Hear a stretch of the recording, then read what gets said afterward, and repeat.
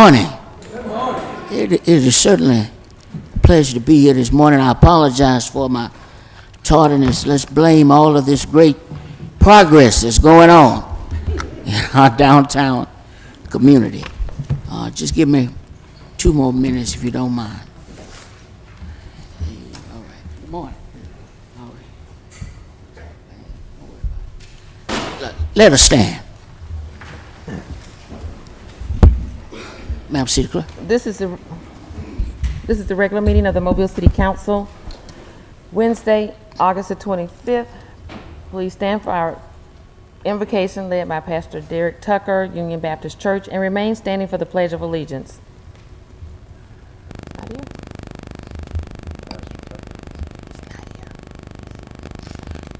Let us pray. Gracious Father, again we come thankful for this day, for life, for liberty, health, and strength, asking a special blessing upon this council, upon this mayor, upon the citizens of our community, this state and this nation, and even this world, as we continue to endeavor through this pandemic, asking for your grace and your mercy. Look down upon the agenda items, the citizens that it will impact, the communities that it will hopefully better. Bless us individually and collectively. These are the blessings we ask. In your name we pray. Amen. I pledge allegiance to the flag of the United States of America and to the republic for which it stands, one nation, under God, indivisible, with liberty and justice for all.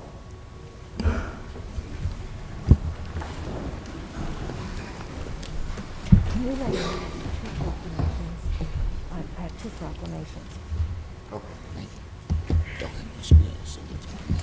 Thank you. Yes, sir.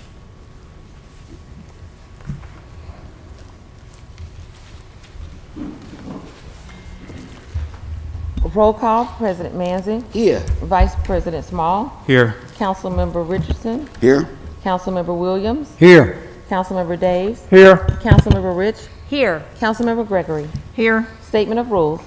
Again, good morning to each and every one. We would first ask that you would turn off or silence all of your electronic devices upon entering the council meeting. We'd also ask that if you would like to speak on a non-agenda item, that you'd contact the city clerk's office on the Thursday preceding the Tuesday in which you'd like to speak, and we would ask that your commentary be pertinent to City of Mobile business. Any citizen or person wanting to speak who hadn't given that notice won't be allowed to address the council. Speakers are granted 3 minutes to make their presentation. A bell will sound indicating the end of 2 minutes, and that also indicates that you have 1 minute remaining for summarizing. When addressing the council, there is to be no personal address to any individual council member. All of your questions ought to be directed to myself as I serve as chair, and any council member who subsequently wishes to be recognized will have that opportunity. To maintain decorum, there will be no undue applause and/or public outcry allowed. Those are the rules for this particular council meeting, and we're certainly appreciative of your interest in our municipal government. Approval of minutes of August the 10th. So moved. Second. Been properly moved and second. Any discussion? If not, all in favor? Aye. Opposed? Communications from the mayor's office. Thank you, President Levon Manzi. On behalf of Mayor Sandy Stimson, greetings to all the City Council and all of you in attendance today. He is enjoying a restful day, I think, after a long day yesterday. Oh, yes. And so I have the honor of making remarks on his behalf. I do have a proclamation from the mayor, which I'll read. Whereas historian John William Templeton and engineer Frederick E. Jordan Sr. founded National Black Business Month in August of 2004 to drive the policy agenda affecting 2.6 million African American businesses. And whereas black business owners account for 10% of the U.S. businesses and about 30% of all minority-owned businesses.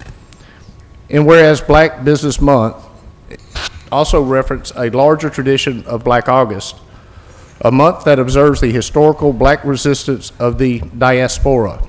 And whereas the City of Mobile would like to encourage African American owned businesses in our community, we encourage all citizens to support their businesses. Now therefore, William S. Stimson, Mayor of the City of Mobile, Alabama, do hereby recognize the month of August 2021 as Black Business Month in the City of Mobile, done at the City of Mobile, Alabama, this 25th day of August 2021, signed William S. Stimson, Mayor of the city.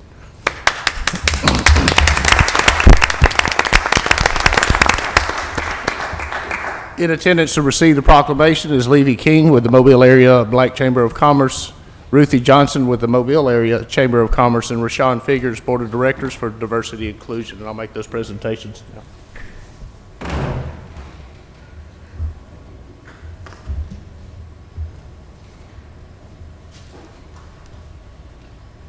I think he's going to go up. I think he's going up. You want to go up, Jim, or go down? I think That'll he went up. confuse him. We got a picture, somebody taking pictures. I think that, Mr. President, Yes, sir. Everybody, I think they should come down, Yes, sir. at least stand before the dais so we can all just take a picture. This is something that is worded to go into our newsletters. Absolutely. If we could get all of you to come on to this lower podium, we would certainly appreciate it. Huh.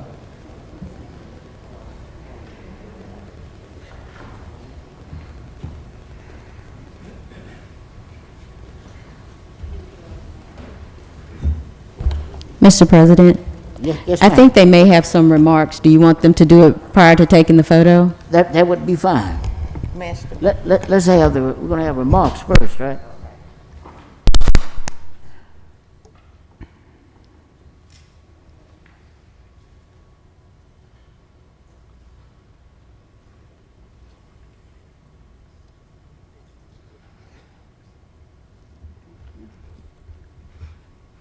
Good morning. Good morning. Good morning. On behalf of Mobile Area Chamber of Commerce, I, Ruthie Johnson, stand to receive this proclamation today.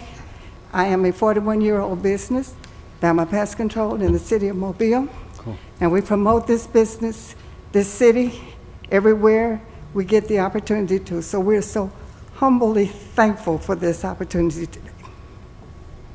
Thank you. Let me call you right back.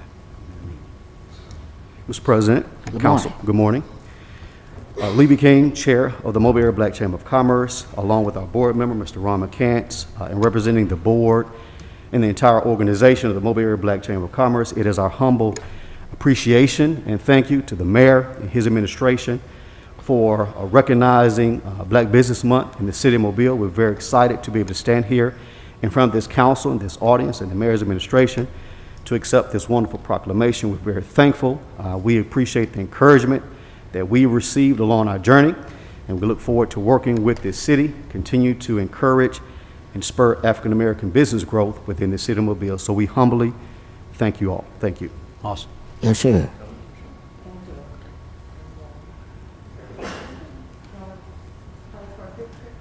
You want to come up here? How do you want? What y'all want? Yeah, Sure, you can hey, spread I across the mean- dais.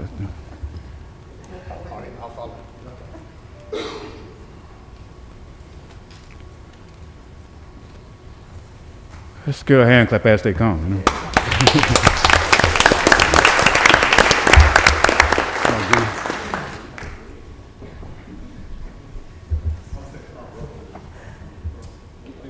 In front. Yeah. Well, that's a good idea, right down here.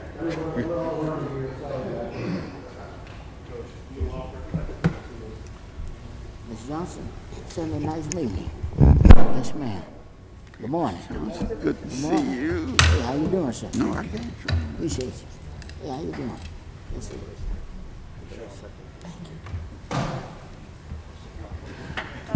Now, you know I'm the tallest up here.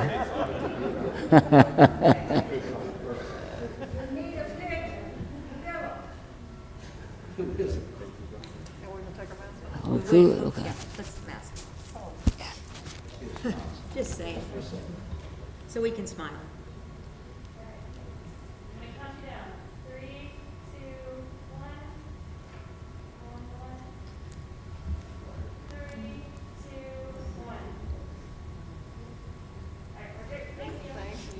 Appreciate it. Keep up the good work.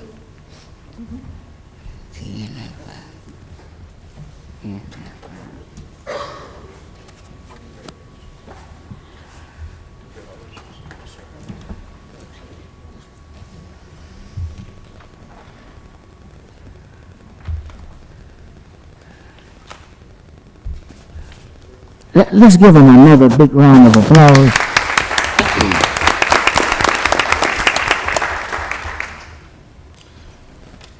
Wonderful. President Manzi, also concluding my remarks, there is a kiosk on the 5th floor that enables people that are interested in becoming a DBE certified business. It will help them through that process. And again, that's on the 5th floor. It is a kiosk that will help people through that process of becoming certified DBEs. And I just wanted to point that out. And that will conclude my remarks. Yes, sir. Now I have some proclamations I from do. Councilor Bez Rich. Thank you. If One I could second, Ms. ask Rich. for Yeah. Hayden Ms. James. Rich. One second, Mr. Vice Yeah, President. Mr. President, yeah, to piggyback on what Chief Barber has said, I was thinking about that earlier, that, once the election was over, sometime in the month of October, if the city can do like a broadcast and we can really just get that information out along with Ms. Kidd and really just make this a big community effort and try to get that information out, because again, so many people only watch city council meeting, but there's a great tool that the city have that's been very kept secret that need to be broadcast out. And I want to do a big campaign and trying to get a meeting together to get that done. And probably Ms. Kidd, we can work together, and probably sometime in the month of October. Yes, sir. Thank you. We're glad to. Oh, that's okay. I'm going to read this from my seat, but I'd like to call down a very special young man that's in the audience with his family, and that's Hayden James Fincher.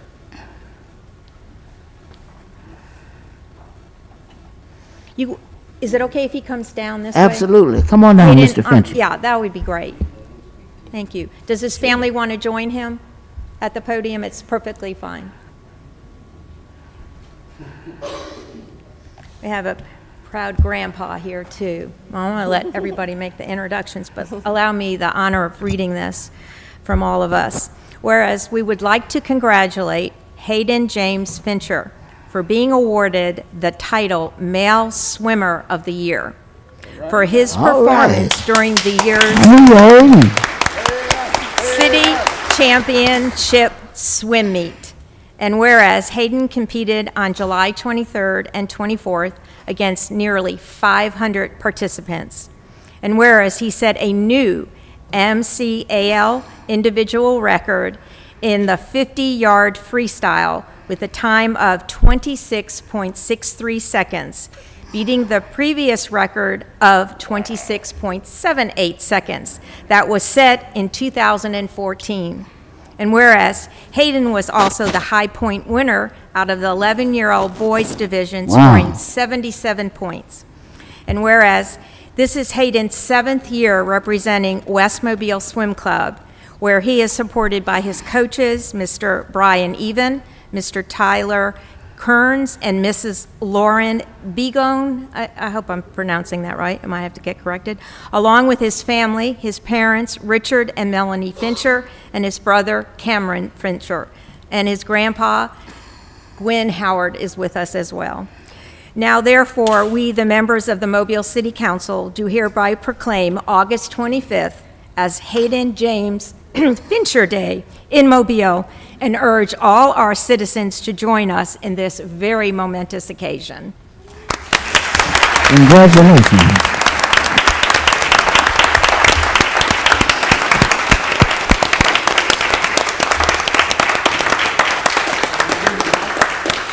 Hayden, we'd love to hear a few words from you. As there's no microphone, we'd like to put that One back. second, let's get him a microphone. There we go. Thank you. Mr. Public Safety Director.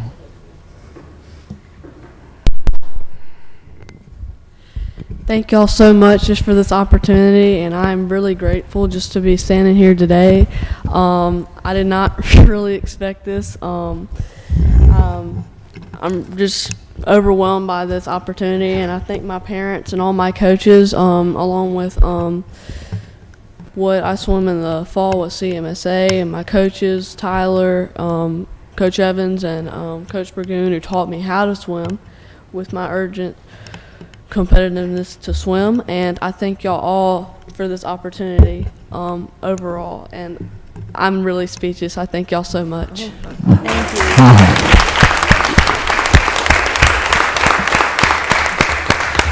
Mr. President, Mr. Richardson. Hayden, I was over at UMS. I'll let Ms. Rich finish. It's your day. All right. Thank you.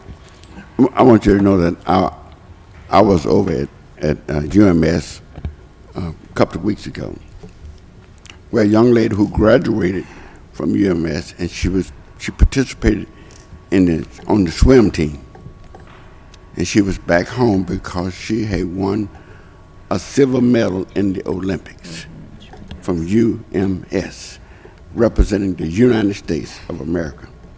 Go for the gold, Hayden. Don't go for the silver. Go for the gold. You got it. Don't let nobody take it from you. Get the gold.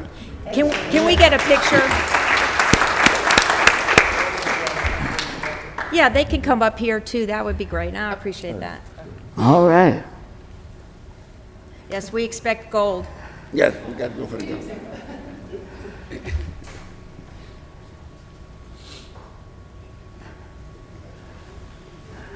We'll do that again.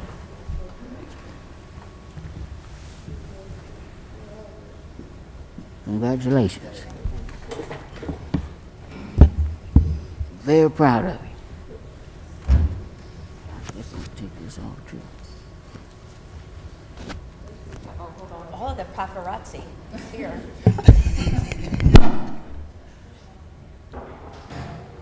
Hayden has them all out. It's just the beginning. Keep working at it.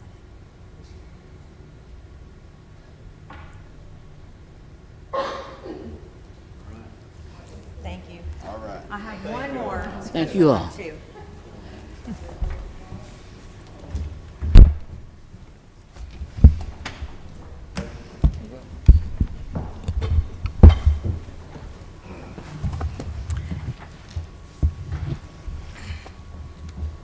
If I could have the people with the League of Women Voters come to the podium.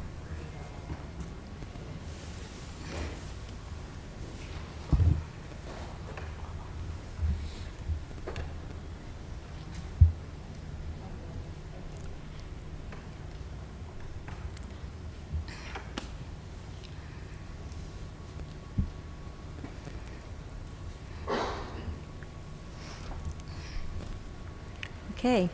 Whereas Mobile native Eugenia Marks was instrumental in women's suffrage, and whereas she was a kindergarten teacher, a poet, a social justice activist, and a very adventurous soul, who became president of the Mobile Equal Suffrage Association in 1914.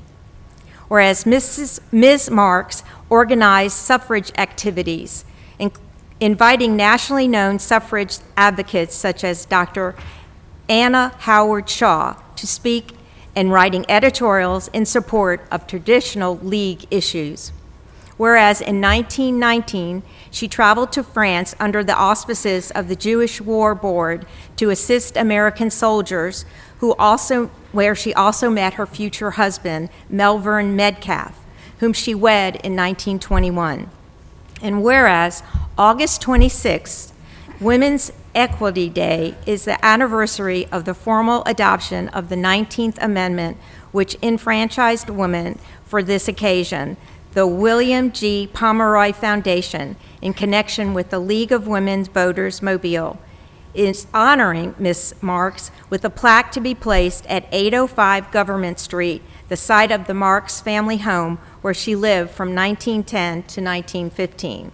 Now, therefore, we, the members of the Mobile City Council, do hereby proclaim August 26, 2021 as Eugenia Marks Day in Mobile and urge all our citizens to join with us in this momentous occasion. And I know they want to say a few words. Absolutely, Ms. Cadell. Good morning. If we can get the, let's get you. You probably need Let's your get you set microphone. up. Yes, ma'am.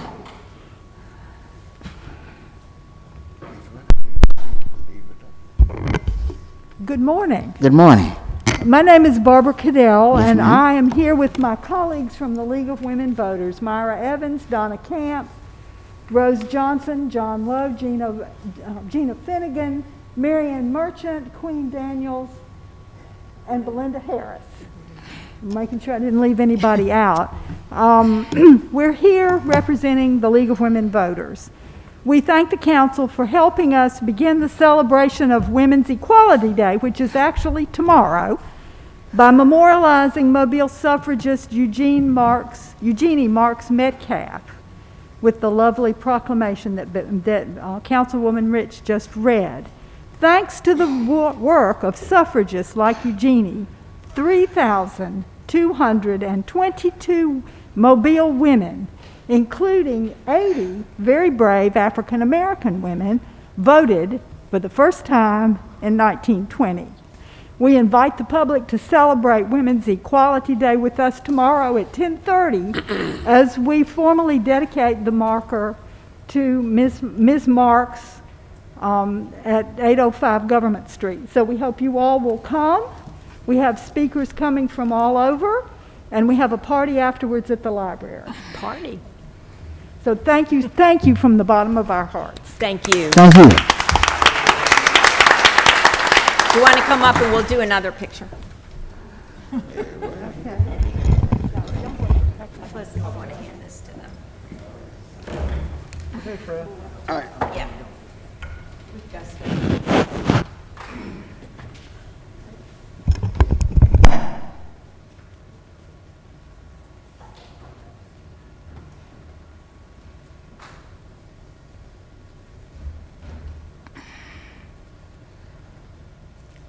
Ms. Daniels, good seeing you.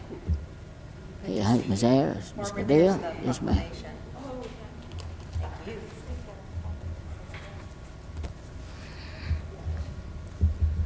Good to see everyone. That's right. That's right. Right in the thick of it. Thank you.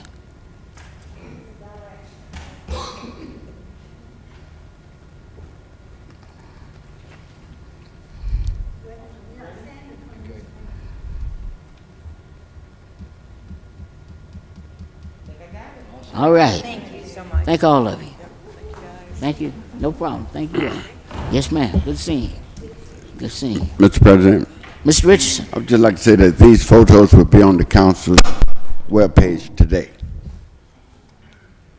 Right.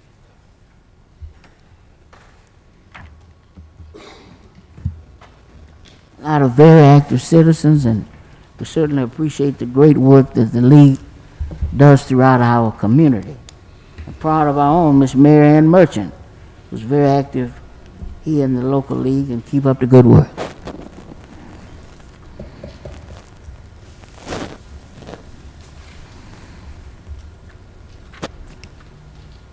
Yes, ma'am. They do a great job of educating the voter.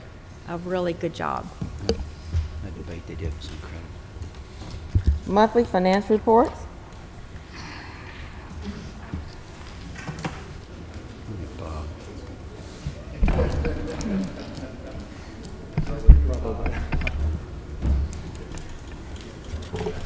Okay.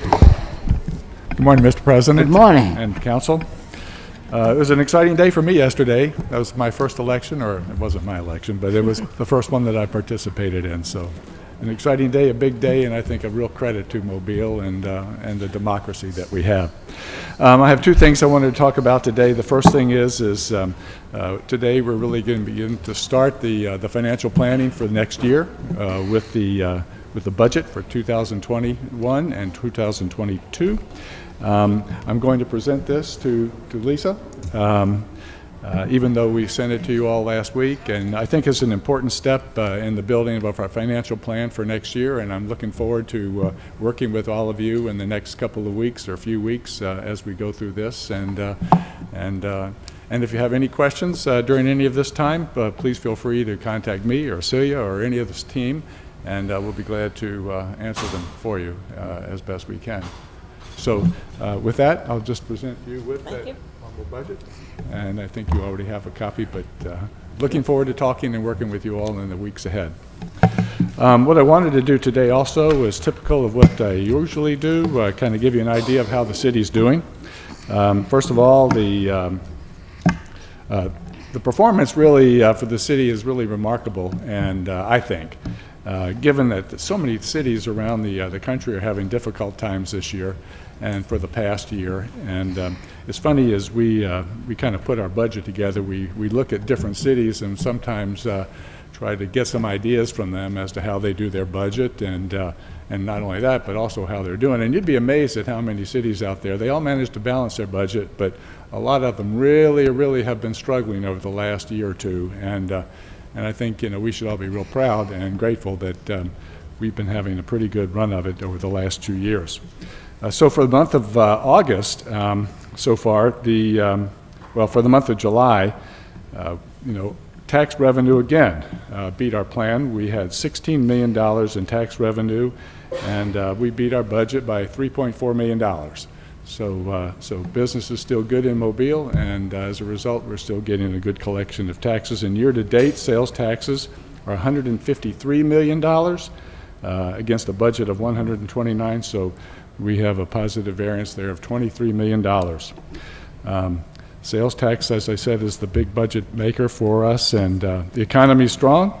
Retail sales remain strong, and as a result, our sales taxes are strong as well. Overall revenue for the year, for the month anyway, $21 million. We had a budget of $17 million, so we're about $4.5 million ahead of budget. And year to date, our actual total revenue was $252 million. We had a budget of $218, so we're about $34 million ahead of budget. I think, our estimates for the balance of the year, we should come in somewhere a little bit over $300 million, which is a pretty good performance. On the other side of the balance sheet, the performance of the different departments continues to be well.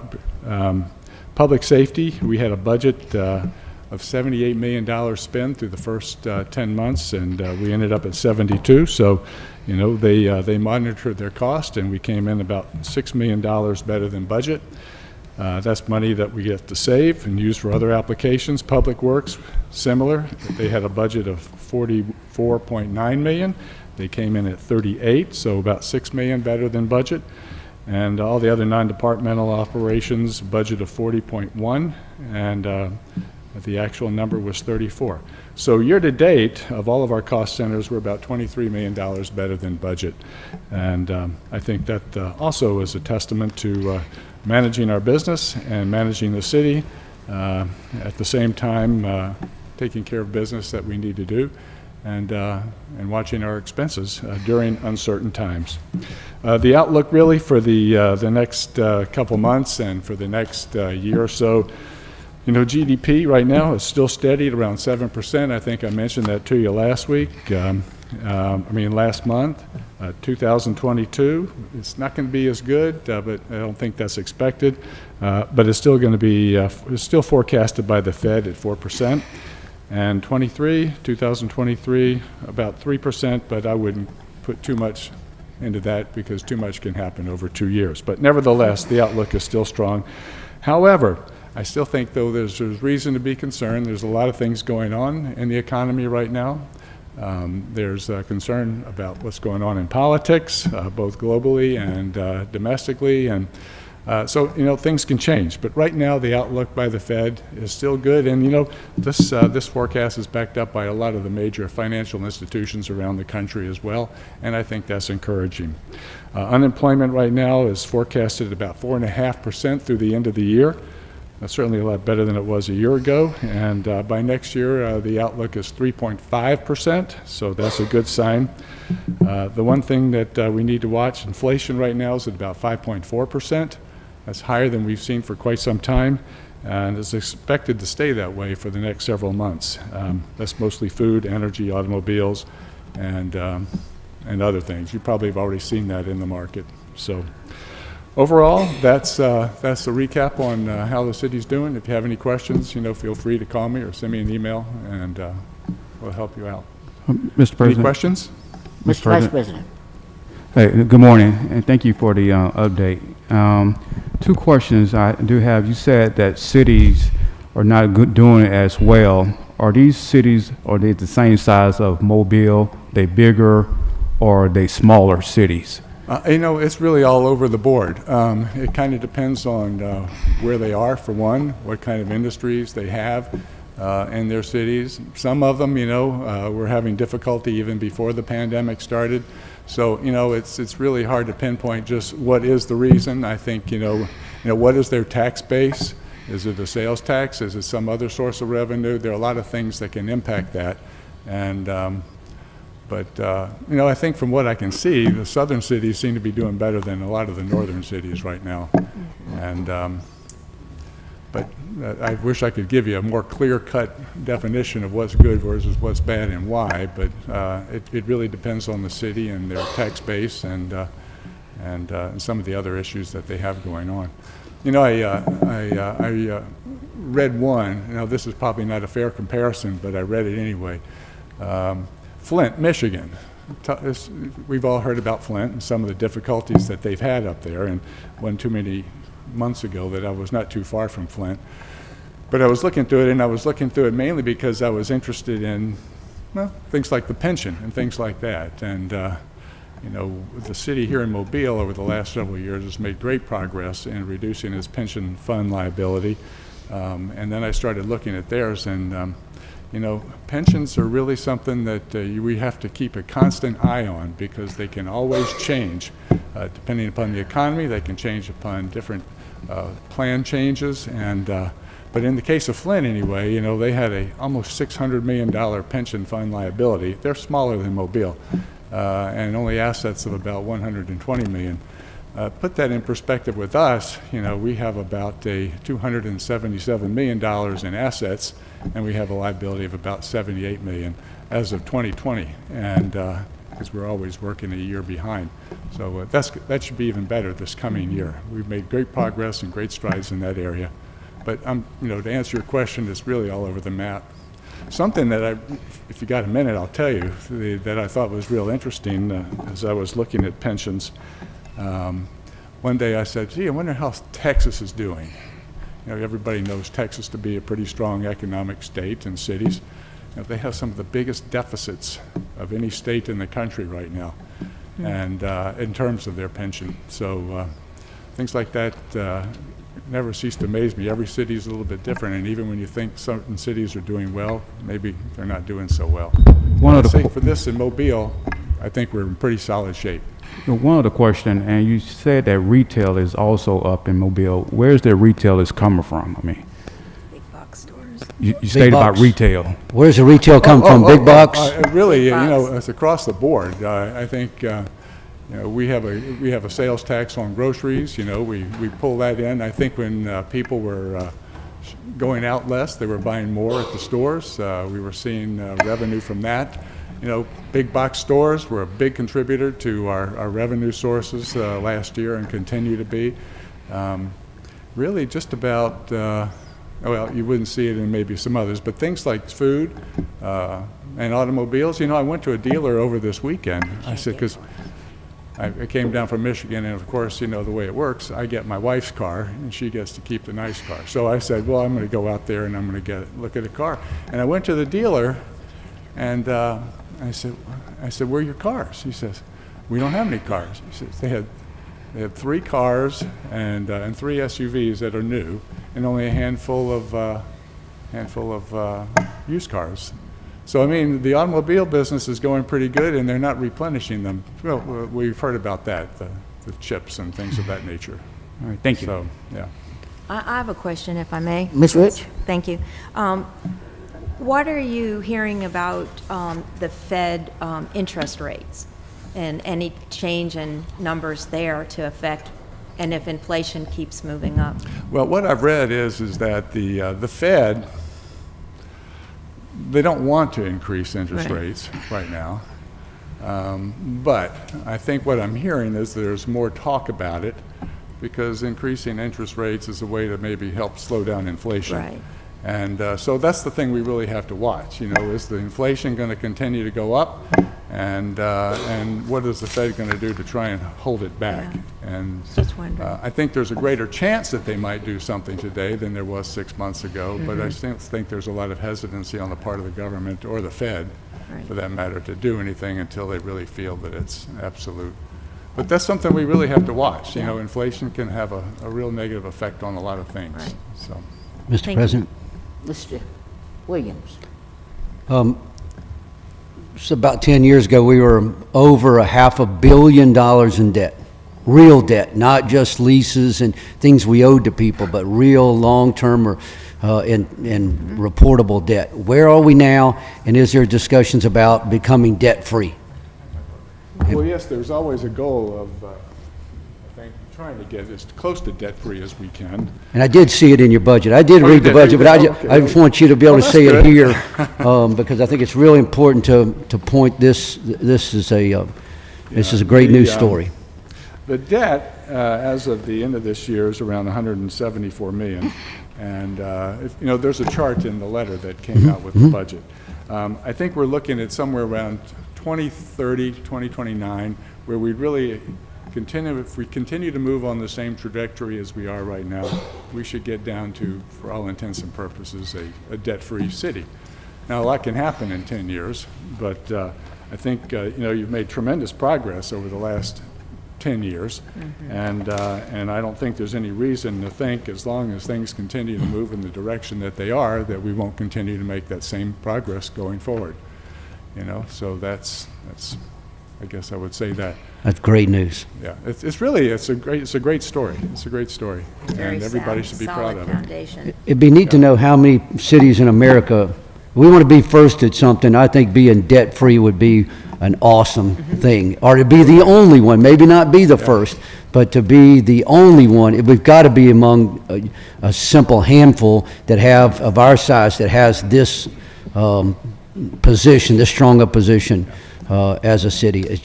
To me, we just need to be telling a story. It's something And to I be think proud we of can- on the council as well as all the administration. Yeah, I think so too, because it's a good story and you like to hype it up. But, you know, the two areas in particular that I think you have the biggest opportunity are the pension, as we're making regular contributions to the pension. The market has been helping that quite a bit. And I think, you know, if we can continue, if we can get another 5 years or so, we're going to see a significant drop-off in the amount that we have to contribute to the pension. And then the debt, we've done a lot on debt reduction. We made another payment this year. And we've got all the debt restructured. They did a great job in the past, lowering it down to low rates. And as long as we don't add to the debt, you know, we'll do well. We always have some personnel liabilities that we'll have, but that's part of being a city. So, Mr. President. Mr. President. Mr. Davis? I'd just like to comment a little on this discussion we're having, because I think it's a very important discussion. And just go back to Mr. Williams' question. My recollection is that when this council and this mayor took office, the long-term debt of the city was about $300 million, and we're down to, what you said, 170. 318, I think. Yeah, down to 170-something million dollars now. The unfunded liability in the pension plan was well over $100 million, and it's down to, I think you said, 70-something million dollars Yeah. now. Now, the thing to remember about the pension plan is that there are two things that can reduce the liability. One is we make contributions to the pension plan. The other thing that reduces the liability is good performance in the stock market. So if you have bad performance in the stock market, then it's going to increase the liability. So, Director Holt was kind of on the sidelines reminding us of that when he was talking about the economy. Director Holt, my recollection is, and I could be wrong on this, but my recollection is that we're currently spending about $30 million a year on debt service. Is that in the ballpark? Am I got that right? well, I think it's closer to about 25 million. 25 million. So the idea is you pay off the debt, You get the debt down to zero, and now you have $25 million a year extra you can spend on infrastructure or whatever else you want to spend it on, and you don't have you don't have the risk of having the debt. So I think it's an achievable objective. We need to continue on that path, and I thank this council and the mayor for hewing the line. There's always a great demand to spend more. When you're a public official, there's always a great demand to spend more. Everybody wants you to spend more here, spend more here, spend more here. Very few people tell you where to take the money from. Well, you know, if you get rid of the debt and if you eliminate that pension liability, you'd be amazed at how many tens of millions of dollars. I think you told me it was the current service on the pension liability is 14 million or something. So you add that to the 25. Now you're talking about 50 million. I mean, really impactful money.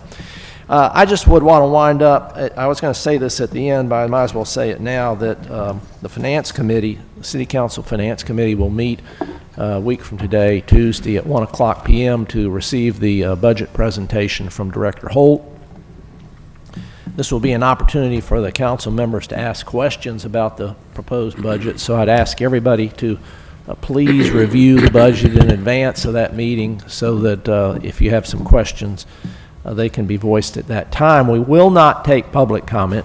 Public comment will be taken on September 7th, which will be our the public's opportunity to make comments, if any, on the budget.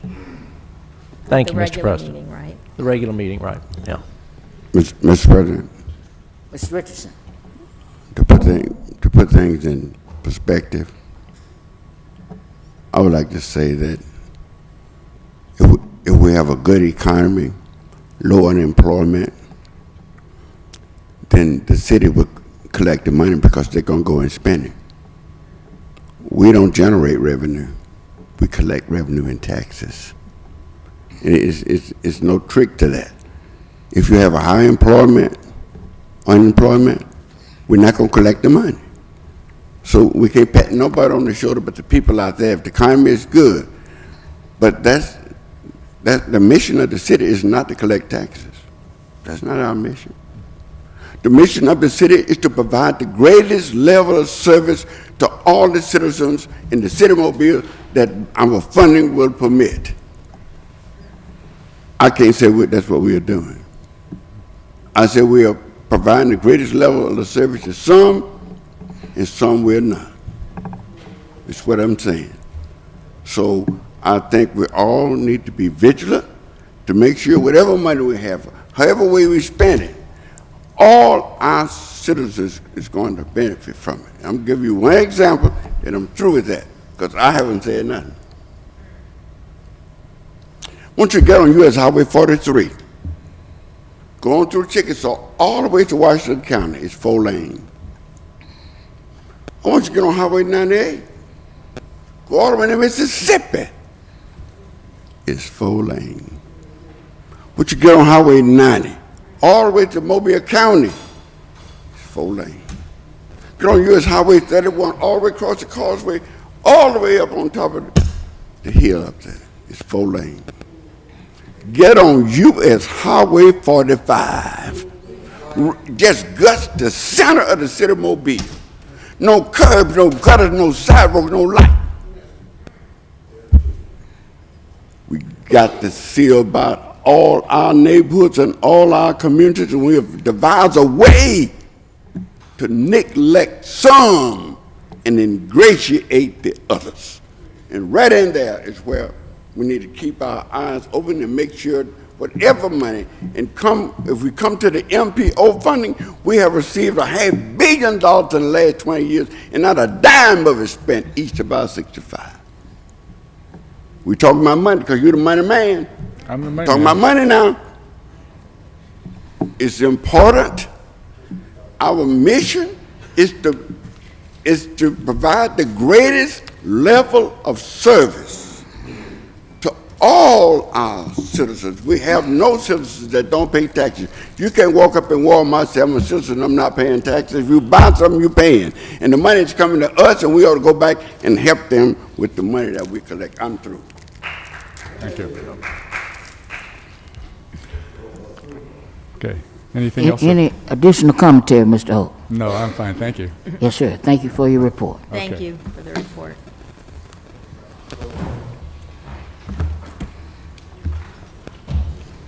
Adoption of the agenda? So moved. Second. It's been properly moved and second. Any discussion? If not, all in favor? Aye. Opposed?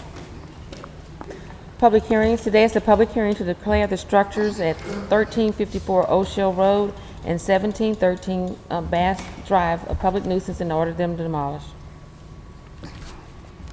Is there anyone here that would like to speak on this particular public hearing?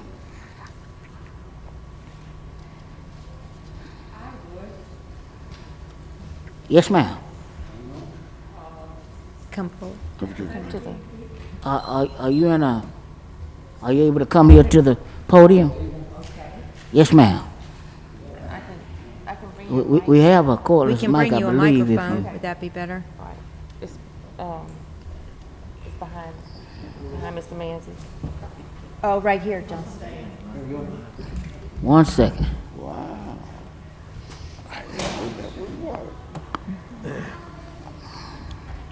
Hope it works. Oh, no. Thank you for your kindness. I would like to speak about 1354 Old Shell Road. If you don't mind, if you could give us your name and your address for the record, please. Okay. I'm Ann M. Allen, and this is about 1354 Old Shell Road. We own it, my husband and myself. Donald Jean is my husband. It has been cleaned up. There's not any danger left in the buildings. That's all been cleared away. The house is not leaking. The windows are not broken. The doors are not in any way broken. It is locked.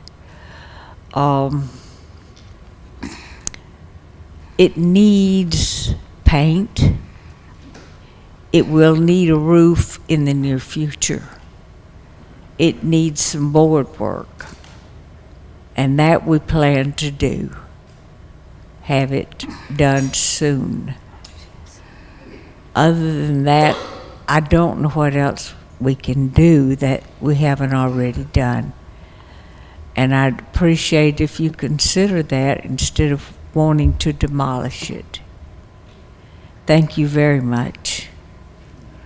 Mr. Doffenbach. We have called Mr. Davenport too. He's going to talk to us a little bit.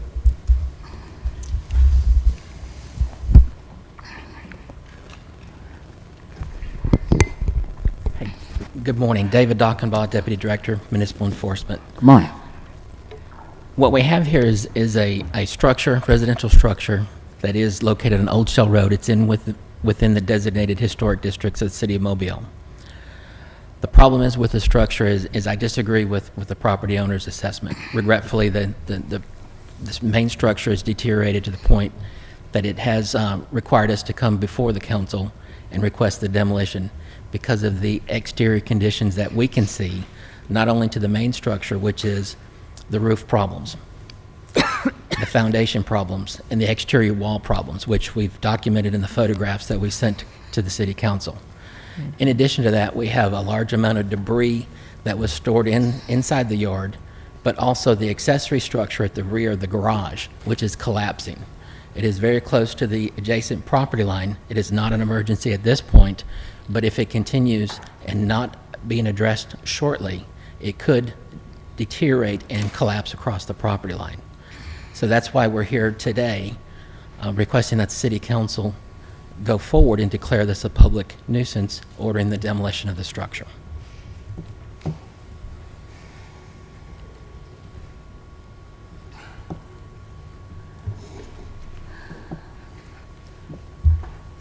Did you all hear the commentary from Mr. Doffenbach? Are there any plans on y'all's behalf to start any repair or rehabilitation on the property anytime soon? There's someone that very much wants to buy the house, and what okay. There's someone now that's wanting to buy the house, and what they want to do is to upgrade it, and they will rent it out, no doubt. It is big enough to be used as 2 apartments and has been in the past. They don't see a problem with the structure. Others have wanted to buy it that have not said anything about the foundation or any of that. They all said, sure, it can be fixed. So I don't understand that part, but Yes, sir. Is there anything? Yes, sir. Following up to what the property owner has just stated, that they have potential buyers, I'm not aware of a contract pending for sale, but if the council would like to hold this over, we do have some time frame to see if the property owner would like to sell the property. We have 30 days or up to 60 days before the council has to take action. Let me ask you, if we were to hold this item over for a period of 30 days, 60 days, would that give you all enough time to hopefully have this property sold and that new owner's intention be made known to us? the people that he's speaking to of had over 120 days to purchase this property, and they never came forth with money. They talked it, but they didn't produce it. We decided we don't want to do that anymore. They did not come through. They made appointments, but they did not show up. We were indeed going to sell it if we could, if the city allowed it, but they never came forth, and now we've decided we don't want to sell it. Okay, so now you don't want to sell. Right. So are you in a position to move forward with the upgrades and repairs that Mr. Diefenbach has mentioned earlier in his commentary? Due to good fortune, we are, yes. So if we were to hold this over 60 days, you all would be able to move forward with getting the necessary permits in order to start rehab? To start... to fix the house up? Right. 60 days, okay. Because this is the situation we'll be in. We're in a position now to hold this over 60 days. And in the meantime, we would need for you all to be making progress toward Getting city permits. You know, getting the permits, meet with Mr. Diefenbach and the necessary city departments in order to get the house brought up to code. Now, if that's going on, then we'll be moving in a progressive manner. Understand. If that doesn't occur, when it's back on the agenda in 60 days, then we're going to have to move forward with what's before us. I understand. I just want to make certain we're on the same page. Right. So I'm willing to do that if you all are willing to get started with the permits. Okay. Yes, ma'am. Did you have it, Mr. Richardson? No. Okay. I just, Levon, if I might just add, just looking at the response or watching the faces, what we're asking for is immediately for you to draw permits to get to work on this house and then get contracts to start to show us proof in 60 days or earlier that you're moving along with this refurbishment of your home. And it's a tremendous structure from the pictures that we all have been given. And just please don't delay. Right. Today, tomorrow, or the next, get started with the permit process and get started with contractors. How do I do that, sir? Thank you. Thank you very much. How do I get the permit? Oh, you're going to talk to Mr. Diefenbach. He's going to give you a map to how to get there. That guy that was just sitting at the podium. He's waiting on you right now. If y'all want to start moving that way, he'll meet you outside. Right there at you. the top. Thank you. All right. Thank both of you. And thank you, Mr. Doffenbach. Anyone else that would like to speak during this particular public hearing? If not, this public hearing is closed.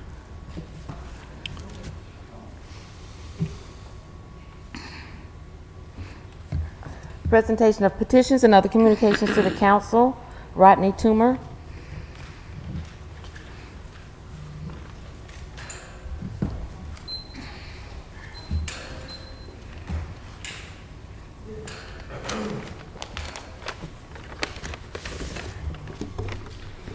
Good morning. Good morning. Morning.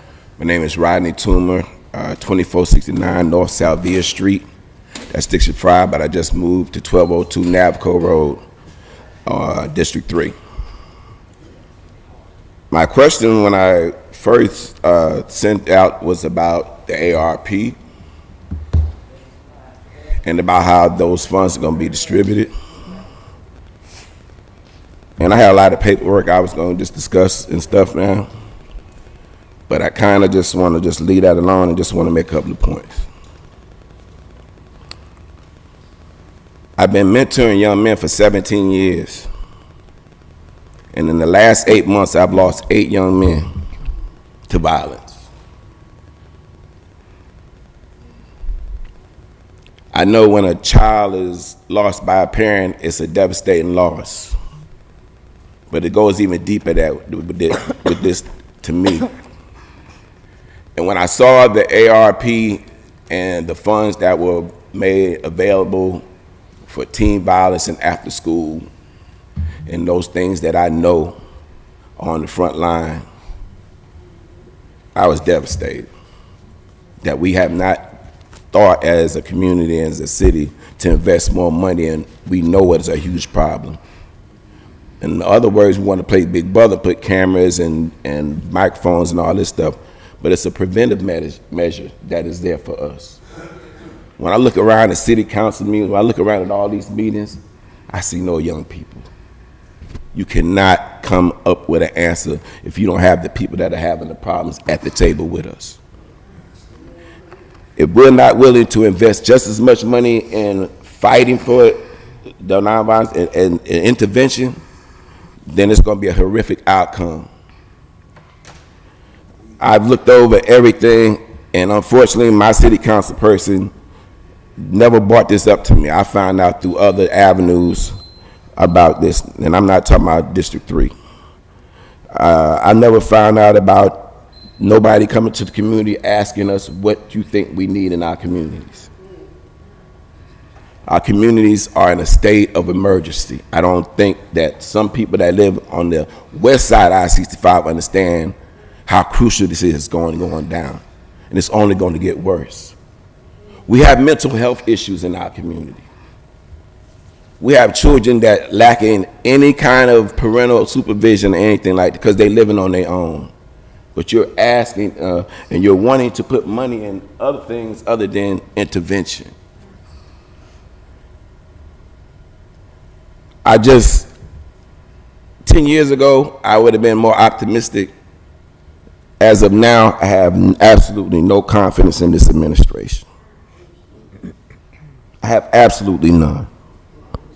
Because when you bury somebody, when you bury a young man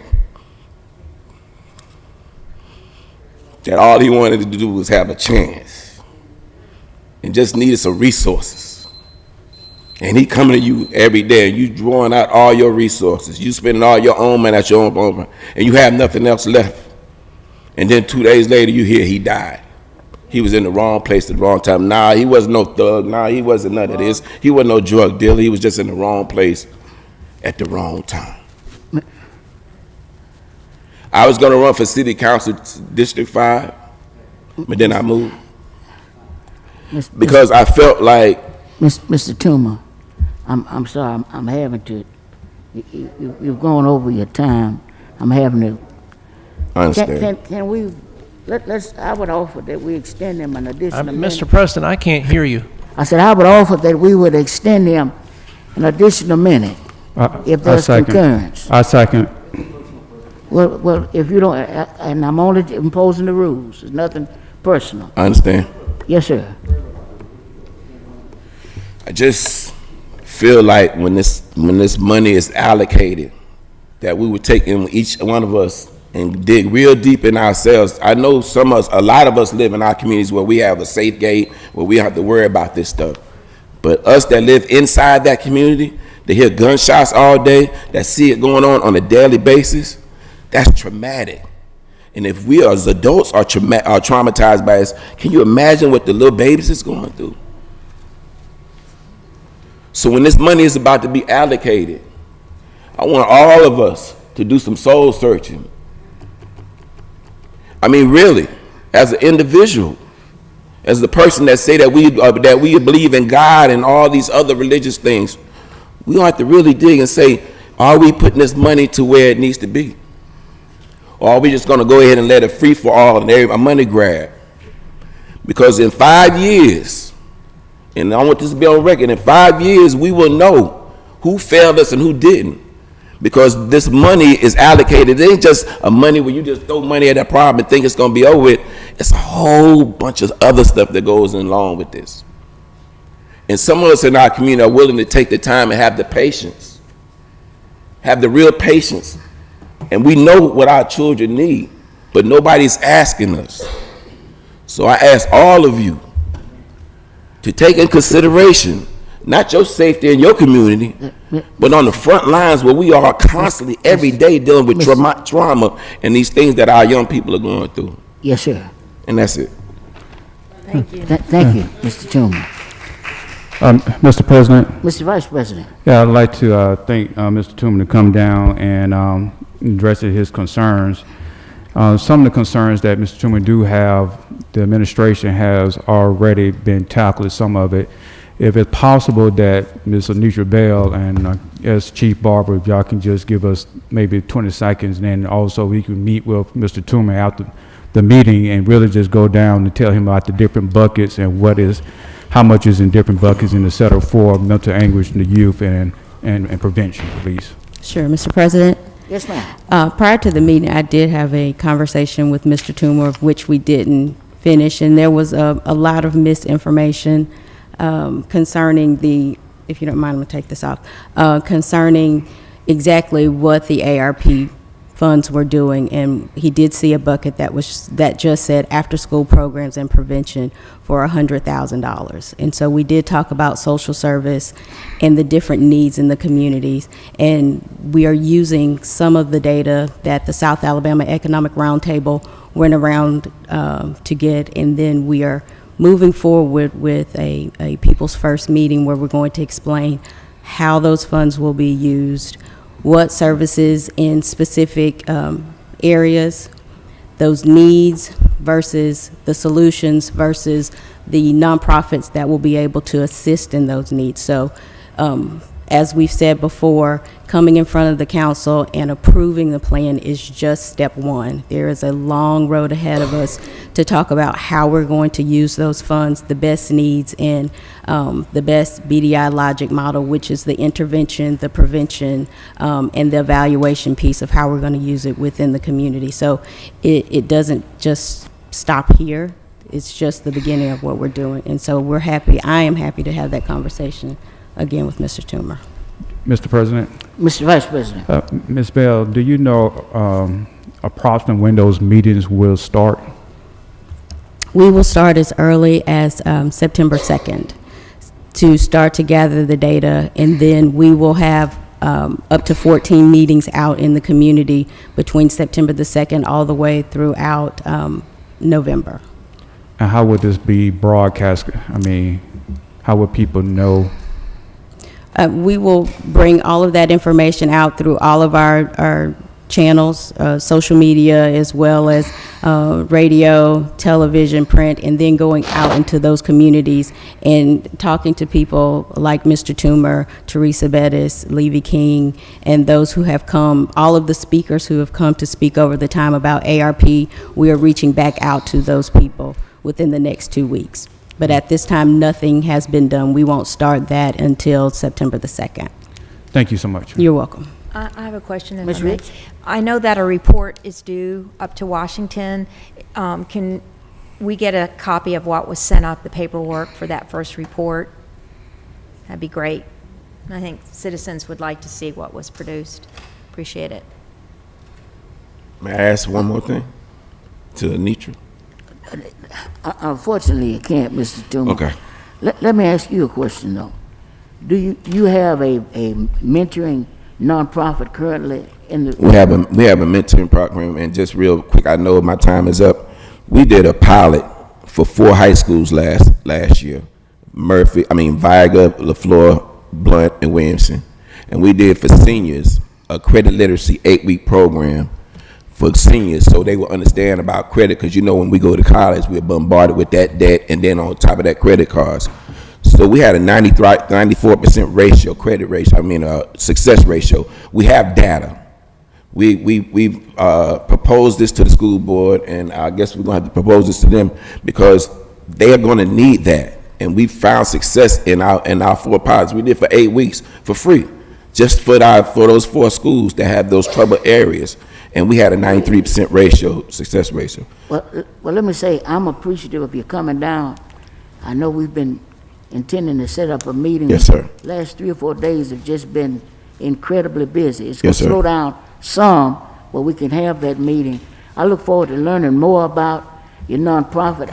I believe our overall aim and mission with all of these buckets is to fix it where nonprofits such as yours and throughout the community will have the ability to respond to RFPs that coincide with the money that's coming from this ARP program.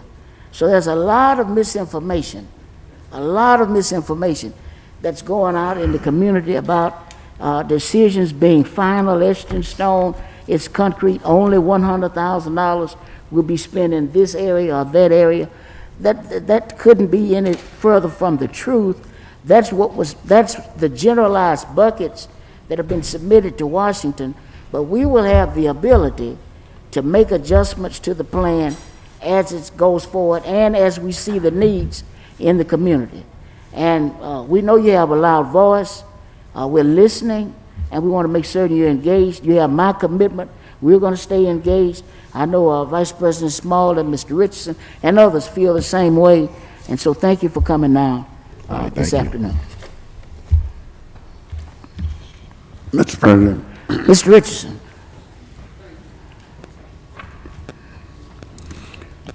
I appreciate Mr. Toomer coming down and the work, and also the work that he's doing. Yes, sir. I appreciate the work that he's doing. Mobile County and the parents legally has responsibility for children, not the city of Mobile. We have no responsibility for children now. As a matter of fact, when we pick them up, we have to take them to the Strickland Youth Center owned by the county, because we don't have a facility to hold them, because we were not given children. The school, by law, they have the children. And when they leave the schools, they go to the parents who by law have the children. Now, I admit that something is going on. I'll tell you what's going on. It's a breakdown in the home. It's a breakdown in the community. Go visit these churches on Sunday and count the children up in there. No children up in there. So if they don't have no moral compass, what you think is going to happen to them without a moral compass? Do you think it's the children's responsibility to take themselves to church? Their parents refuse to carry them to church. It's the loss of a moral. When I came up in Memphis, Alabama, I had no choice but to go to church. I had no choice. Kids telling the parents, I ain't going to church. Well, you stay in the bed then. So we're just a sitting target. See, you know, every Tuesday they hold council meeting. We're going to go down there and tell them about children. Go to the Mobile public school system and talk to them about children. That's where the children report. That's where they are right now. They're in school. And when they leave there, they're going to the parents. But they don't come to us as a city. So I don't see no children in there. We don't, with the children, this is school time. Children should be up in here today. There's school going on. So you come down here and don't see no children. Normally, where grown people come to report to us things they want us to know. It's not the place for children now. Children ought to be in school. So I just want to set things in its proper perspective. Whatever's happening to the children out there, the city of Mobile is not the blame. You got to put the blame where it is. If they have fallen out of school and can't get no job because they fell out of school, we didn't flunk them. We don't have no teachers. We didn't fail them. If ain't nobody in the home to see about them, the city didn't do it. The city didn't do that now. So if we can help programs like Mr. Toomer's program, I would give some funds to that. I would help. And I help any organization that's trying to, we give hundreds of thousands of dollars to the Boys and Girls Club to help, but that ain't our responsibility. That's what we are doing. We know the children need help out there, and all of us commit our funding to programs that we believe can help the children. But those in charge of the children must do their job. We are not in charge of the children, not the city. Just want to make that clear. Mr. President. Mr. Vice President. And I do agree with Mr. Richardson, but the city does have some type of responsibility because every time the cops take the kids down to the youth center, it's taking away time from them patrolling the streets. My question is, and if Ms. Bell can answer this, Henderson, excuse me, the city reached out to the school board to see exactly if there's going to be a partnership with that money and doing after-school programs, because again, with Mr. Richardson, the school board had got plenty of money from the COVID, and just been hearing how some principals and teachers talking about what things that they're doing with the money, and they can be putting some of this money towards preventions. Have there been any type of collaboration between the city and the school board as far as in using the ARP money? And if you don't, I mean, haven't, I mean that's fine. Yeah, Councilman Small, there has been communication with Mr. Threadgill. We met, I think, roughly 3 weeks ago, and those meetings go on monthly. We have met with Chief Batiste, myself, the mayor, and Mr. Threadgill and Curtis Graves to talk about what the city's doing, how we can partner with the school system to try to get these intervention and prevention programs out. And again, I do believe that the school board should be leading this effort, with assistance from the city. I appreciate that information so much. Thank you, Mr. President. Right, but just to be clear, it's not with the ARP funds, it is with the funds that they receive through the CARES Act. Okay. Thank you. Thank you. Madam City Clerk. Ann Jurgens.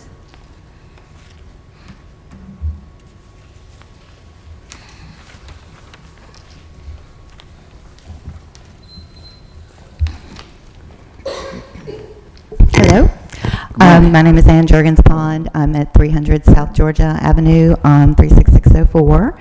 And I'm mainly here today, actually, to kind of reiterate what Councilman Richardson just said, and that is to help us to focus on the idea of the mission of this government, which is to provide the best level of service to the citizens as possible. And I also am here mainly to thank Councilman Richardson and Bess Rich and John Williams for their service.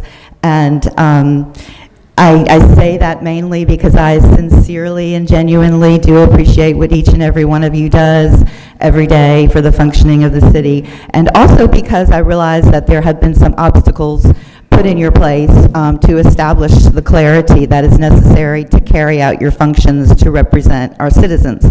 And so my main thing is I want to implore of you maybe one more act before you go, and that is to reflect on the pattern that we've seen, because the new council persons won't have the advantage of seeing the last 8 years functioning and realize that there is a pattern in which there have been obstacles placed due to lack of clarity in some cases, or confusion.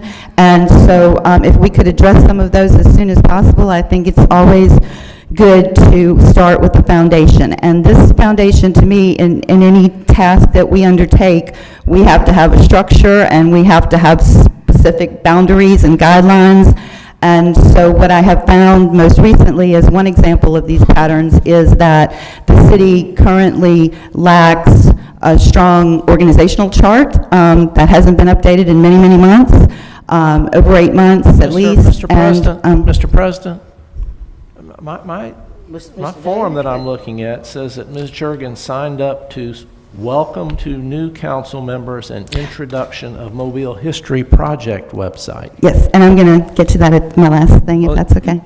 Mr. President. Okay, well, I will go ahead and say that this is a website that I will be emailing to you with more information that will provide local history with the object of engaging our citizens in their civic government, with the belief that understanding more information about our history brings us in touch with our duties as citizens. And our duties as citizens are vigilance and overseeing the government, and which is employed for the people. And we can't do that if we don't know who works for the city, who works for the mayor, how many positions there are, what their job descriptions are, which are not provided, and what the structure of that government is. The citizens are being obstructed from carrying out their duties of oversight without this information that needs to be provided. And I would implore us to act quickly and immediately to restore the citizens' rights and their duties. And that is it. Thank you. Yes, ma'am. Thank you. Thank you, Dr. Bond. Mr. President. Mr. Richardson? I think Ms. Juergens is dead on the money. She's telling new council members that just one things that they need to look for. That the organization chart is outdated, and the Dr. Back said it should be up to date. She is dead on target. Yes, sir. Madam City Clerk? Reggie Hill.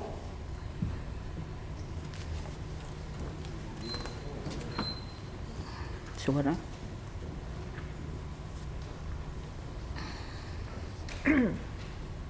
Oh, she canceled.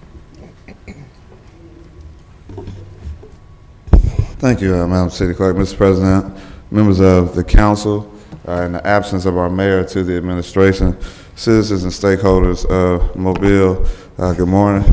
Reggie Hill, 1007 Center Street.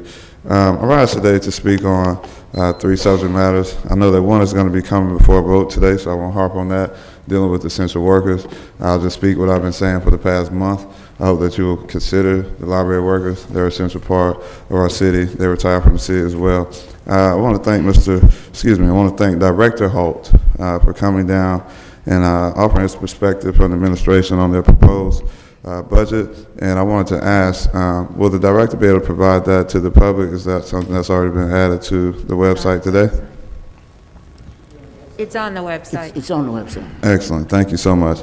As well, the performance contracts, the projection and the proposed performance contracts, is that a part of this year's budget as well? Yes, it is. Excellent, okay. And then finally, regarding performance contracts, seeing that this is proposed and it'll have to come before the council for approval, what means should citizens, particularly nonprofit organizations, do to get on the list for performance contracts?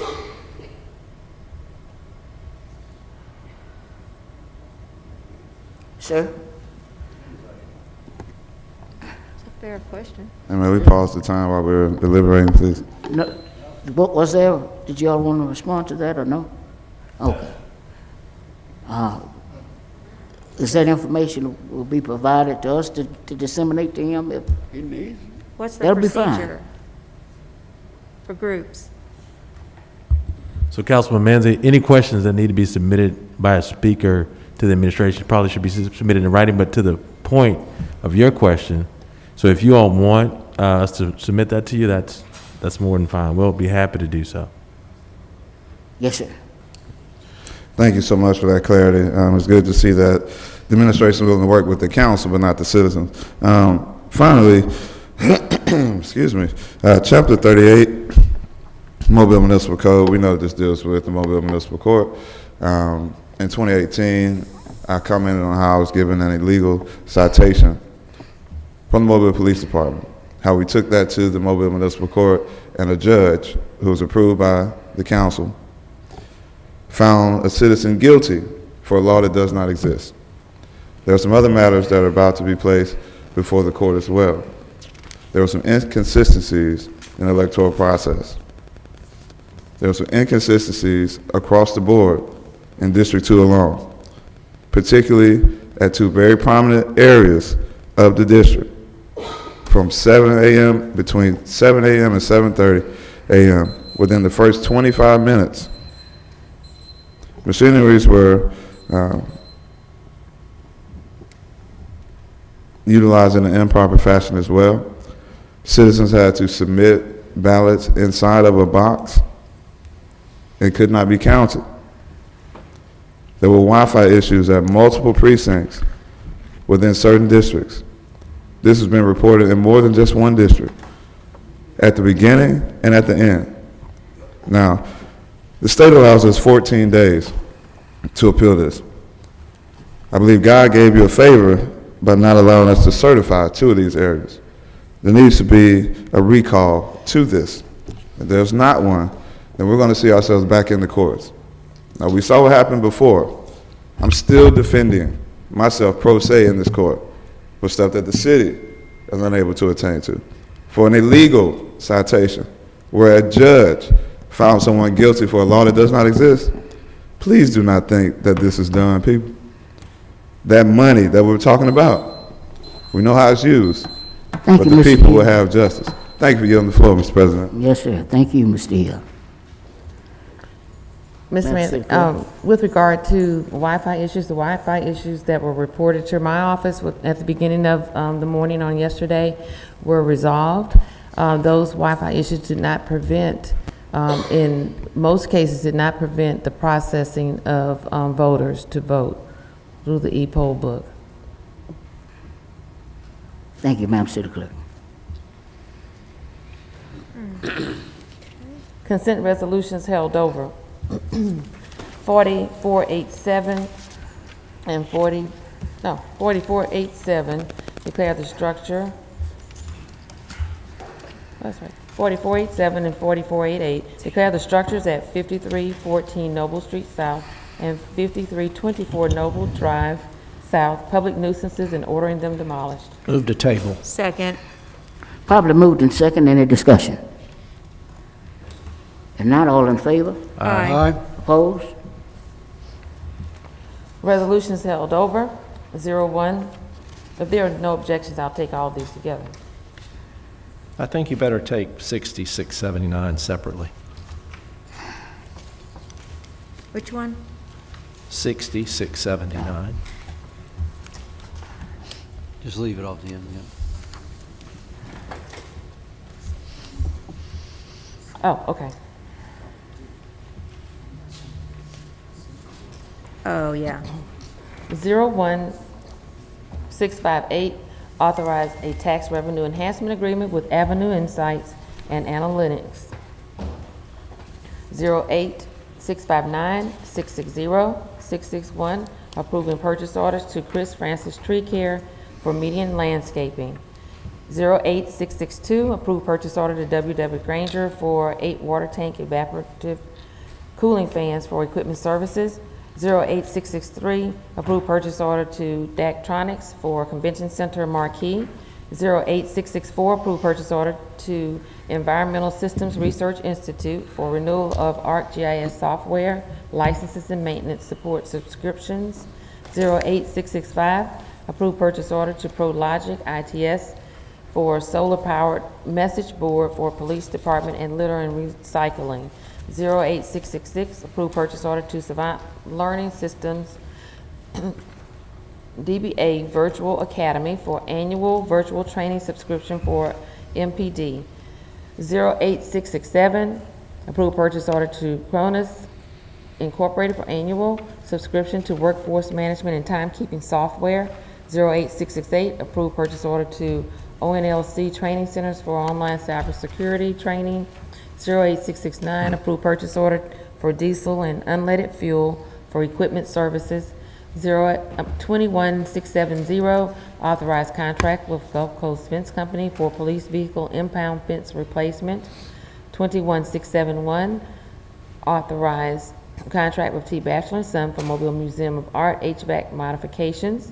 21672, authorized contract with TAG for exterior painting and repairs at the Convention Center. 21673, authorized contract with Bagby & Russell Electric for lighting controls replacement at the Convention Center. 21674, authorized contract with John G. Walton Construction for Texas Street infrastructure rehabilitation from Ann Street to Broad Street. 21675, authorized contract with McCrory Williams for 2019 drainage Group E. 31676, authorized grant application for the fiscal year 22 Transportation Alternatives Program. That's it. So moved? Second. Yes, if I may. Yes, Ms. Rich. Thank you. There are three resolutions on here I'd like to address, and that's 08659, 08660, and 08661. This improvement to the medians along Grelot actually started 3 years ago. I had a district meeting where we gave out the plans, let the people look at different types of plantings that would go in, and at one time was working with the State Urban Forestry Department, who was willing to work with us on this project. Things changed, but I would like to thank Peter Toller and John Peavy. They have stuck to me. Well, probably because I created the glue, unfortunately, but I really wanted to see this happen. The medians along Grelot were never improved. They don't have water access to them, but we are going to have a contract where the watering will be done in the first year so we can establish. These are native plants that have been picked, and it really will make a big improvement. This is a corridor that on the corners of each of it has a lot of commercialization, but most of it is entry points to neighborhoods who do all the improvements themselves to make their entries look good, and it's up to the city to help make the Grelot medians look as nice.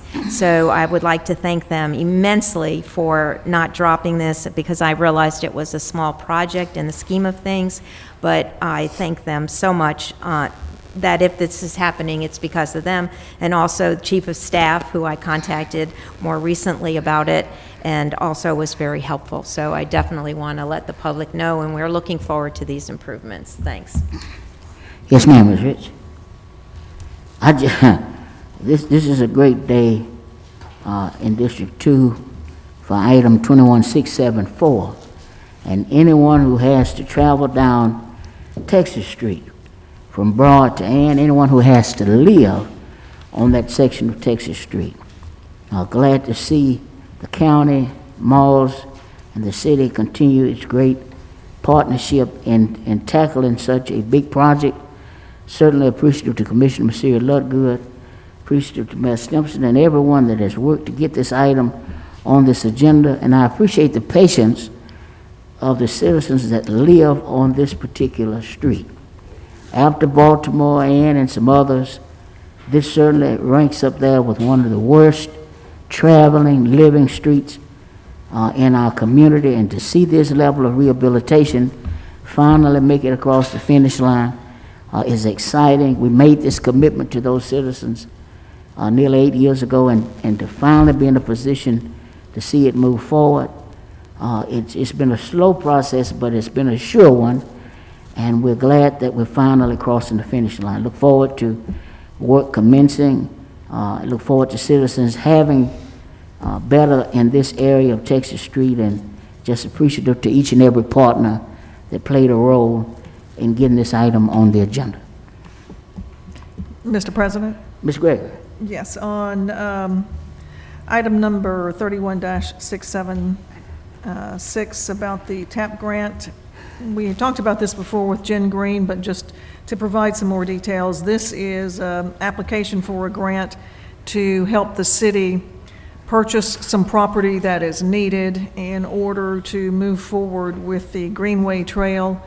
For anybody who is interested or has any concerns about it, the design is still not complete and can't be complete until property is purchased to make the trail complete, if you will. The trailhead is still planned for the Japanese Gardens, and it is planned to be on that north side of the creek, which is something that the neighbors over in that area have been concerned about. But we are still quite a ways from construction. So again, this is just an application for a grant that will help us purchase property over there in order to begin putting this design together and then moving forward down the road. Yes, ma'am. Any other discussion?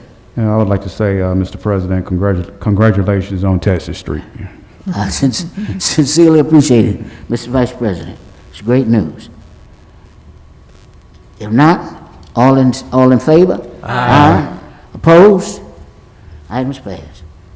6679, request mayor to officially deem employees of the Mobile Public Library as eligible workers to receive premium pay from ARP funds.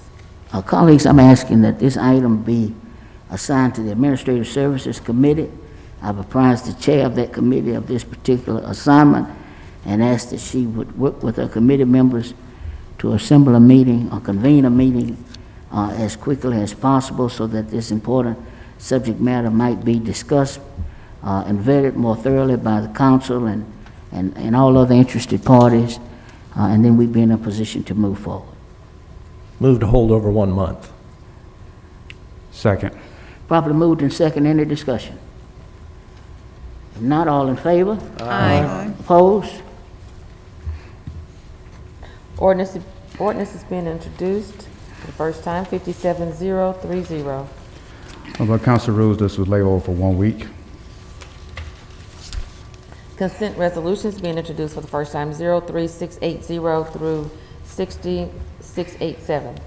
Motion to suspend the rules for immediate consideration for consent resolutions on 03-680 through 60-687. Second. Properly moved and second. Any discussion? If not, all in favor? Aye. Opposed? 03680, appoint Abby Sewer to the Ad Hoc Animal Shelter Citizens Advisory Committee. 37681 and 682 are recommending approval to the ABC Board for issuance of a retail table wine off-premises only license for Ohana Poke on Schillinger Road, and for issuance of a lounge retail liquor class 2 license for One More Liquor on Schillinger Road. 40683, declare this, are we taking this one or are we laying it over? 4683, we were holding land over for 60 days. Okay, so Yes, ma'am. I'll skip that one. We'll read it. 40684 is declaring the structure at 1713 Bash Drive a public nuisance and order it demolished. 58685, authorized removal of weeds, group 1616. 60, 686, and 687 are determining appropriations to University of South Alabama, Jack Gals Jaguar Athletic Fund, and the Blessing Angels Gifting Tree serves a public purpose and approved payment. So move. Second. Probably moved in second. Any discussion? If not, all in favor? Aye. Opposed? Okay, 40683, declare the structure at 1354 O'Shell Road a public nuisance and order it demolished. Move to hold over 60 days. Second. Properly moved in second. Any discussion? If not, all in favor? Aye. Opposed? Resolutions being introduced for the first time, 01688 through 6702. By council rules, these would lay over for 1 week. Mr. President, Mr. Williams? there's one I've been texting back and forth, and I apologize to the administration for the surprise. There's one resolution here. I'm not going to be here next week. Yes, sir. And I'd like for it to at least be held over for 2 weeks, and preferably through the hurricane season, is a debris monitoring contract. We are right in the middle of hurricane season. I don't know that it's a great time to change, and I would like to have time to take a look at the contract and the process that this moved through. It is critical that we do this right. It has to do with our relationship with the federal government and our agreement with the people. This is the people. Thompson Engineering is a long-time local company that has done this, well, as long as I've been on the council. And it just recently, I didn't see it. It wasn't brought to our attention. This is the first time we're seeing it. And it is a critical contract to make sure that we do this right. Because this is our agreement with FEMA and all the other national organizations that give us money for this. We can't get it wrong. And so we're going to change now, literally in midstream of hurricane season. I think we hand this over after the hurricane season, which also is to the new council to discuss with the administration and move forward. So I would like to, if in agreement with the council, to at least suspend the rules for that resolution and hold it over for 2 weeks. Which one, I'm sorry, which one are you on? This is a debris contract. 21698. At pre-conference, but John wasn't here. Yeah, I was not I here. did Again, ask some apologize up questions. front. It is, I have been- 21698. Yes. Okay. So in agreement for hold over 2 weeks, I'd like to suspend the rules for that resolution. Mr. President, Mr. Vice President? motion to suspend the rules for immediate consideration for 21-698. I have a question. I'll second first, and then we'll go through. It's been moved in second. Any discussion? Yes, sir. Mr. Daves? I'm sorry, I've kind of lost where we are. Resolution's being introduced for the first time on the second page. That is section 16. Right in the middle of the page, it says authorize a contract with Tetra Tech Incorporated for disaster debris removal monitoring services. I'd like Director DeLapp to explain to us what the impact of delaying this contract might be. So we're happy to get that information to you. I don't know that it's a requirement to hold it over any longer than the normal 1 week. It's being introduced. We're happy to provide any questions or answer any questions you have over the next week. But I guess Well, John's I point is appreciate the you won't be opinion here. of the administration, but holding over 2 weeks allows me to be here. Right. It allows me to gather the information I would like to have to make this decision. And again, we're in hurricane season. And Right. there will be no impact, Mr. Daves. The contract that's in place has a clause that says until it's been replaced, will be continued by the current company. The contract, just for clarity, the contract that we had actually did expire, and we had to extend it based on the timeline till we could get this one passed That's and in right. place. So it has run its course, and we worked with that current vendor to extend it far enough that we could get the new one in place. So we didn't have a gap in that service during the hurricane season, which goes until November. Well, the question is, if we hold it over for 2 weeks, is there going to be a gap? There won't be a gap in the service. We're going to continue to keep the current one on until this one's passed. And who's the current? Thank you. Thompson Consulting Services. Oh. Okay. So we have a motion on the floor to lay it over for a period of 2 weeks. I'll second. Been properly second. Okay. We're having discussion. We have Any a further motion on the floor discussion? No. to suspend this, Pardon? suspend the rules. Oh, pardon, me, to suspend the rules. Any further discussion on that motion? to suspend the rules. Mr. Richardson, did you have something? No, no. Let's Okay. go. All in favor? Aye. Opposed? 21698, authorized contract with Tetra Tech for disaster debris removal monitoring services. Move to hold over 2 weeks? Second. Been properly moved in second. Any discussion? Hearing none, all in favor? Aye. Opposed? Thank you. Item is held over 2 weeks. Call for public hearings. 41703, call for public hearing to consider adoption of the 2021-2022 General Fund, Capital Improvements Fund, and Convention Center Fund budgets scheduled September 7th, 2021. So moved. Second. Properly moved in second. Any discussion? If not, all in favor? Aye. Opposed? Announcements. Mr. Richardson. All righty, okay.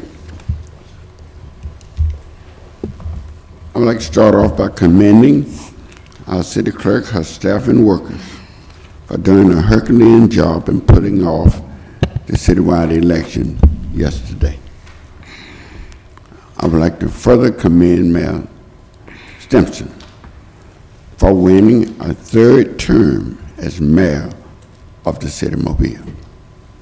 And I would like to also commend all of those council members who won their seat, and I wish all of them well during the next term. Mr. Vice President.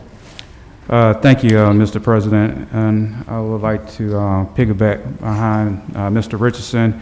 But first, I would like to thank God, for providing, a good day for us on yesterday in District 3. It was a little warm. Oh, well, I'd rather be warm than cold. But also, I would like to thank the citizens of District 3 for electing me to serve another 4 years. Want to assure that District 3, that I do not take this seat lightly, and I don't take it for granted, and I don't need it for a job. I enjoy what I do. I enjoy interacting with citizens and making things happen and accomplish, many things throughout the district. Every time I see something great in the district, it makes me smile. And again, I do appreciate the citizens of District 3, and the best is yet to come. And been on the council, be 9 years in November, but I guarantee I'm gonna work the next 4 years just like it's my first. And I do thank the citizens of District 3 for again electing me for the next 4 years. Also, I'd like to take my hat off to the clerk and to her staff. There were some issues yesterday, first starting off, but they have arrived those issues. But most importantly, I would like to address the issues as far as in, them being bothered with, citizens that came up to the polls and saying that they was COVID, especially the poll workers. We had one particular poll in my district where a family came up and said we was COVID positive. And pretty much, they acted well. They had allowed the citizens to go ahead and vote and cast their votes and et cetera. And that took courage. And again, I'd like to thank not only the clerk and her staff, but also each and every poll workers that had came out and took their time out and sacrificed their health, to serve the citizens of Mobile. And again, from my heart, I would like to say thank you. Thank you, Mr. President. Thank you, Mr. Vice President. Mr. Gregory? I'm sorry, did you call me? Ms. Gina Gregory. I'm sorry. All right, thank you. I too want to thank Lisa and all the staff for everything that you all did. I mean, what a tremendous job. And just appreciate all the work all the time. I know y'all had a lot of crazy calls and questions and anything. I'm sure you have plenty of stories to tell, so thank you for all that you did. Appreciate the good work and the great job that all of you all do and always have in the past, so thank you for that. Of course, they still got a little bit more to go with some runoffs, but I know that you will pull that off just like you always do with all of your expertise. So thank you again, everybody. And also congratulations to all the council members for their wins. Look forward to being back myself here on the council for 4 more years. Just like CJ has said, doesn't matter how long you've been here. It's always like your first term. You're just getting elected, getting started. Look forward to making a whole lot more progress in the district and working with everyone here. And certainly we will be talking about some special things to come for our retiring members before they get out the door. So again, just thank you everyone for turning out to vote yesterday. We did have a great day. It was very, very warm, but it was a great day, and I appreciate all the support. Just a update on Ziegler Boulevard. We do have another closure on Ziegler for some more work with the railroad there at Ziegler and Druid Drive. And then further west, they're also doing some more work with moving utilities and doing some paving. So it's moving right along. It's great to see that progress on Ziegler Boulevard. Thank you, Mr. President. That's all. Thank you, Mr. Gregory. Mr. Davis. Thank you, Mr. President. I would like to join my colleagues in thanking the city clerk and her staff for the way the elections were run. In District 5, we had a couple of challenges this year. We had a change of polling location for a certain number of the residents that we knew ahead of time we were going to have, and 2 polling places were combined into one. And then we had one that we did not know we were going to have, kind of at the last minute. And first we were going to be there, then we weren't, then we were going to be there, then we weren't. And so we had to get late-minute notices out. I spent time yesterday in front of both of these polling places, and I can say I didn't run into anyone who said they'd gone, the people that had gone to the wrong place had gone to the wrong place because they got confused between the municipal and the state/national polling locations. But no one went to the wrong place that I talked to because they were failed to be notified of where they should have gone. So again, thank you very much for your attention to that. I'd also like to thank my opponents, my 2 opponents, for the way they conducted their campaigns. They stuck to the issues. They had some different ideas than I did, but they always stuck to the issues, and they ran nice, clean campaigns, and I appreciate that.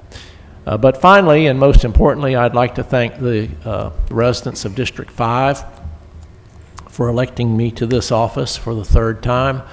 I very, very much appreciate your confidence in me, and then look forward to representing each and every one of you, whether you voted for me or not, whether you live on the east side of the district, the west side, the north side, the south side, doesn't make any difference. I'm here to represent each and every one of the 28,000 people in District 5. I appreciate your confidence. Thank you, Mr. President. Thank you, Mr. Davis. Ms. Rich. Thank you. Thank you very much. And I, of course, will be repetitious, but I cannot thank the city clerk's office. It is a thankless job that they're in during this time frame in our city's activities with voting. I was in a good perspective. I was helpful to citizens, and I was poll watcher, so I got a really good perspective, and most people had a pretty seamless way to vote. So that's so important in this day and age, and I know that's attributed to the clerks and her staff. So thank you so much for that. I would like to also congratulate everyone who is firmly back in position, and the numbers were rocking it up there. They're very solid, and I know that they'll gonna go great into their next terms. As far as the other ones that are undecided, I wish everyone the very best, and I know for the district that I'm currently representing, there is a race there again, and I know that this administration will work with whoever the great citizens of District 6 select, and it'll be a new person sitting here, but I know that they'll work well with everyone who's also in place. So again, it's all kind of coming to like a closure for me. So it's an interesting time frame for me personally. Yes, ma'am. Mr. Williams. Wow, huh? November 1st. I don't know how many people walked by the polls yesterday as I stood out there for 13 hours in the sun and looked at me and said, that's the best line you came up with in 15 years, November 1st. Things are going to change. And I will tell you one thing that I hope won't change, and that is the ability of the council to call on the city clerk's office and get absolute immediate response. Yesterday, a poll was in jeopardy of being delayed, probably, I don't know how long it might have been, but I was able to pick up the phone and call assistant city clerk, who got on the phone with the inspector, and in seconds had that poll up and running and had people going through their record pace. We also had some visitors from the state of Alabama. And I've told my colleagues a couple of times as we've written letters to the state and told them what to do or asked them to do something that wasn't necessarily just Mobile, that we'll let state be state and city be city. The state's always looking over to Washington, D.C. and saying, can you stay out of our business? I will tell you, as long as Lisa Lambert is the clerk of the city of Mobile, and we have this group here, we don't need the Secretary of State in the city of Mobile. We don't need them. Let the church say amen. Ain't nothing going to happen in our city under this clerk. And I appreciate their interest in our election, but I think that our resources that are so scarce in our state can be used to do other things, and maybe just improve their election. Not that there's anything wrong with it, but we don't need any help. I mean that. And maybe I'll get a call from the secretary. I don't know. Lastly, what a great day in Mobile, Alabama. I took over from Ben Brooks, one of the state's greatest public servants, I think. He served at all levels and now a circuit judge. I'm handing over to Ben Reynolds. And as far as I'm concerned, and what's the count, Dale? How many days I got left? It's not very many. It's under 70, isn't it? And who's counting? It's been long enough, but we're not done yet. To steal a little catchphrase, we're in office. I'll be answering the phone. I'll be introducing Mr. Reynolds, and I hope the administration will be, and the committees will be open to him being at my side as we make this transition. It is now Reynoldsville, but I'm still answering the phone. Thank you. Yes, sir. I want to join my colleagues in thanking the city clerk, assistant city clerk, and each and every member of her staff for all that they did in conducting a great election on yesterday. The voice of the people of this community was heard loud and clear. And I am appreciative of the voices of District 2 that have given us the green light to continue to move forward to October the 5th. Look forward to the next 6 weeks of campaigning and continuing to outlay the vision that we have for the next 4 years of progress in the community. And I want to compliment most of those who ran in my race for the level of dignity and honesty that they campaigned with. It was refreshing to be alongside most of you, and I look forward to continuing to have relationships with about every last one of you that ran. I have no doubt that 90% have the heart and the love and the best interests of the community in their mindset, and I look forward to working with them not only for the remainder of this term, but for many, many, many years to come. Thank you again, City Clerk. To those who won outright, congratulations. To those who will be retiring, I know that you'll be moving on, but you won't be moving far, and I'm glad that I have your numbers and emails and addresses and summer home addresses and know how to find you. and we thank you for your years of service to our community. Do I hear a motion? Mr. President? I'm sorry, Madam City Clerk? Yes. I'd like to also welcome back those that have been re-elected, my council members. I'm happy that you are returning those who have runoffs, and we look for a positive return for you also. To those council members that are retiring, of course, I know that you're not retiring from public service, you're just retiring from your position as a council person.